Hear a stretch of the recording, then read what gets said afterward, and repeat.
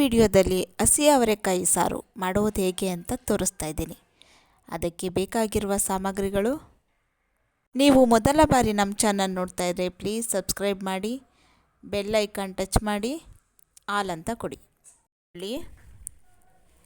Tomato, ತೆಂಗಿನಕಾಯಿ, ಹುಣಸೆಹಣ್ಣು, ಅವರೆಕಾಯಿ, ಸಾಂಬಾರು ಪುಡಿ. ಒಗ್ಗರಣೆಗೆ ಬೇಕಾಗಿರೋ ಪದಾರ್ಥಗಳು: ಕರಿಬೇವಿನ ಸೊಪ್ಪು, ಒಣಮೆಣಸಿನ್ಕಾಯಿ, ಬೆಳ್ಳುಳ್ಳಿ, ಸಾಸಿವೆ, ಜೀರಿಗೆ. ಇಲ್ಲಿಗೆ ಮಸಾಲೆಯನ್ನು ರೆಡಿ ಮಾಡ್ಕೋಬೇಕು. ಒಂದು ಮಿಕ್ಸಿ ಜಾರ್ಗೆ ತೆಂಗಿನಕಾಯಿ ಹಾಕೋತಾ ಇದ್ದೀನಿ, ಟೊಮೊಟೊ ಹಾಕೋತಾ ಇದ್ದೀನಿ, ಸ್ವಲ್ಪ ಹುಣಸೆಹಣ್ಣು ಹಾಕೋತಾ ಇದ್ದೀನಿ, ಈರುಳ್ಳಿ ಹಾಕೋತಾ ಇದ್ದೀನಿ, 3 ಟೇಬಲ್ ಸ್ಪೂನ್ ಖಾರದ ಪುಡಿ ಹಾಕೋತಾ ಇದ್ದೀನಿ. ಚೆನ್ನಾಗಿ ನುಣ್ಣಗೆ ರುಬ್ಕೋಬೇಕು. ನಾನು ಅವರೆಕಾಯಿ ಸಾಂಬಾರನ್ನು ಕುಕ್ಕರ್ನಲ್ಲಿ ಮಾಡ್ತಿದ್ದೇನೆ. ಮೊದಲಿಗೆ ಒಂದು ಕುಕ್ಕರ್ನಲ್ಲಿ 1 ಟೇಬಲ್ ಸ್ಪೂನ್ ಎಣ್ಣೆ ಹಾಕ್ಕೊಳ್ತಾ ಇದ್ದೀನಿ.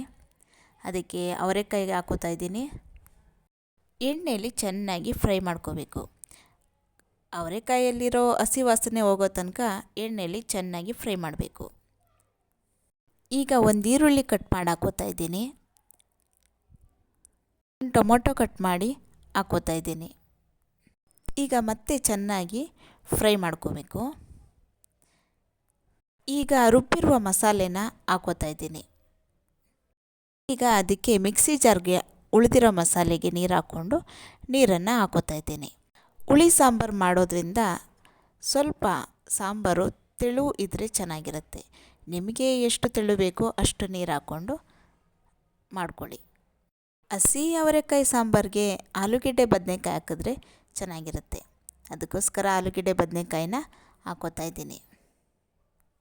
ಈಗ ರುಚಿಗೆ ತಕ್ಕಷ್ಟು ಉಪ್ಪು ಹಾಕೋತಾ ಇದ್ದೀನಿ. ಈಗ ಕುಕ್ಕರ್ನ ಮುಚ್ಚಳ ಮುಚ್ಚಿ 3 ವಿಸಲ್ ಕೂಗಿಸಿದ್ರೆ ಸಾಂಬಾರು ರೆಡಿಯಾಗಿರುತ್ತೆ. ಕೊನೆಯಲ್ಲಿ ಒಗ್ಗರಣೆ ಹಾಕೋಬೇಕು. ಈಗ ಒಗ್ಗರಣೆಗೆ 1 ಟೇಬಲ್ ಸ್ಪೂನ್ ಎಣ್ಣೆ ಹಾಕ್ಕೊಳ್ತಾ ಇದ್ದೀನಿ. ಎಣ್ಣೆ ಕಾದ ನಂತರ ಅದಕ್ಕೆ ಸಾಸಿವೆ ಹಾಕೋತಾ ಇದ್ದೀನಿ, ನಂತರ ಜೀರಿಗೆ ಹಾಕೋತಾ ಇದ್ದೀನಿ, ಬೆಳ್ಳುಳ್ಳಿ ಹಾಕೋತಾ ಇದ್ದೀನಿ, ನಂತರ ಕರಿಬೇವಿನ ಸೊಪ್ಪು ಹಾಕೋತಾ ಇದ್ದೀನಿ, ಮೆಣಸಿನ್ಕಾಯಿ ಹಾಕೋತಾ ಇದ್ದೀನಿ. 3 ವಿಸಲ್ ಆದಮೇಲೆ ಸಾಂಬಾರು ರೆಡಿಯಾಗಿದೆ. ಅದೇ ಸಾಂಬಾರಿಗೆ ಈಗ ಒಗ್ಗರಣೆನ ಹಾಕೋತಾ ಇದ್ದೀನಿ. ಈಗ ಹಸಿ ಅವರೆಕಾಯಿ ಸಾಂಬಾರು ರೆಡಿ. ನೀವು ಮೊದಲ ಬಾರಿ ನಮ್ಮ ಚಾನಲ್ ನೋಡ್ತಾ ಇದ್ದರೆ ಪ್ಲೀಸ್ ಸಬ್ಸ್ಕ್ರೈಬ್ ಮಾಡಿ. ಥ್ಯಾಂಕ್ ಯು ಸ್ನೇಹಿತರೆ.